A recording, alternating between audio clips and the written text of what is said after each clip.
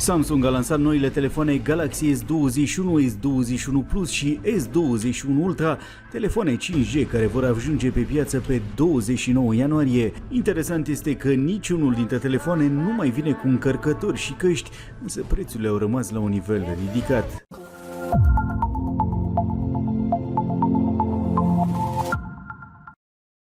I am so proud to introduce our new flagship device, the Galaxy S21, designed for how you live today, but loaded with the innovation of tomorrow. Prețurile noii serii Galaxy S21 pornesc de la 849 de euro pentru Galaxy S21, 1049 de euro pentru S21 Plus și 1250 de euro pentru S21 Ultra. Așa cum vă spuneam, niciunul dintre telefoane nu mai vine cu un încărcător și căști, însă prețurile au rămas la un nivel ridicat. Pe durata precomenzilor între 14 și 28 ianuarie, clienții pot obține și căștile Galaxy Buds Live și Galaxy Smart Tag cadou în limita stocurilor disponibile.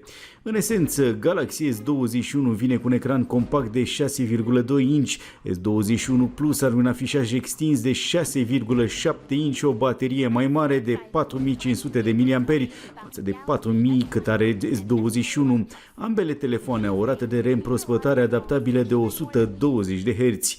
S21 Ultra, pe de altă parte, se remarcă prin ecranul AMOLED Dynamics 2X de 6,8 inch Quad HD+, despre care coreenii spun că este cel mai inteligent display pe care l-au creat vreodată. As you just heard from Uni, the S21 series turns everyday moments into extraordinary experiences.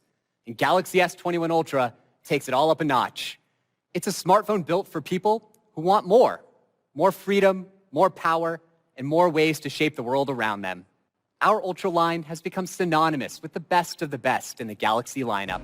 Ecranul cu o rată de refresh de 120 de Hz se ajustează la tipul de conținut pe care îl vizionați de la 10 la 120 de Hz, echilibrând consumul de energie al bateriei.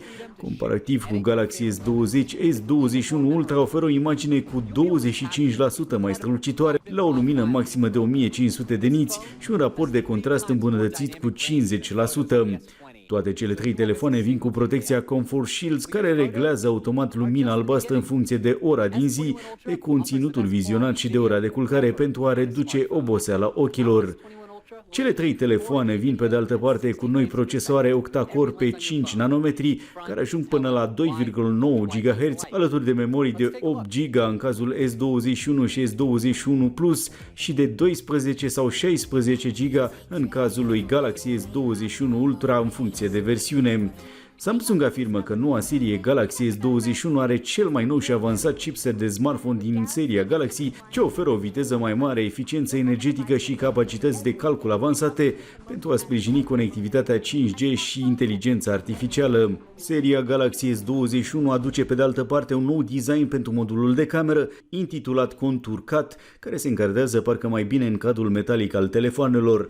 S21 și S21 Plus oferă o cameră frontală de 10 megapixeli, alături de o cameră principală tipă cu un senzor ultra-wide de 12 mega, un senzor wide-angle de 12 mega și un senzor telefoto de 64 de mega, cu 30x pe zoom.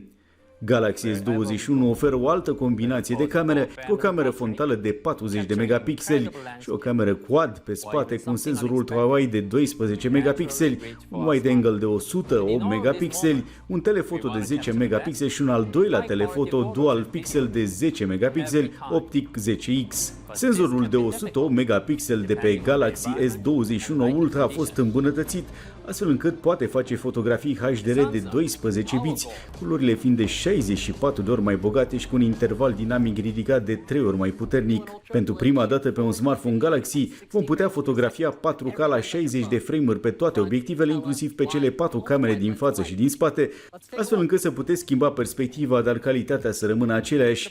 În plus, cu opțiunea de fișier RAW la 12 biți nu veți pierde niciun detaliu la editarea fotografiilor.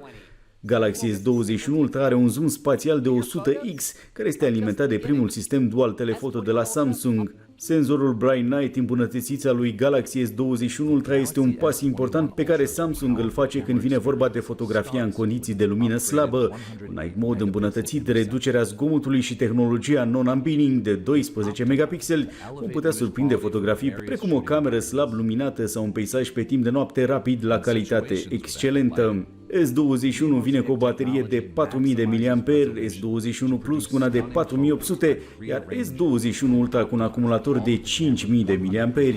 Indiferent de capacitate, telefoanele beneficiază de încărcare wireless îmbunătățită cu încărcare rapidă wireless 2.0 și încărcare certificată USB 3.0 pentru încărcarea prin cablu. S21 Ultra poate ajunge la o încărcare de 50% în doar 30 de minute. Galaxy S21 va fi disponibil în variantele Phantom Violet, Phantom Grey, Phantom Pink și Phantom White, versiuni de 128 și 256 de GB cu 8 GB de RAM. S21 va putea fi cumpărat în versiunile Violet, Silver și Phantom Black în versiuni de 128, respectiv 256 de GB cu 8 GB de RAM, în timp ce S21 Ultra va fi disponibil în două versiuni, una de 128 de GB cu 12 GB de RAM și o alta de 512 GB și 16 GB de RAM.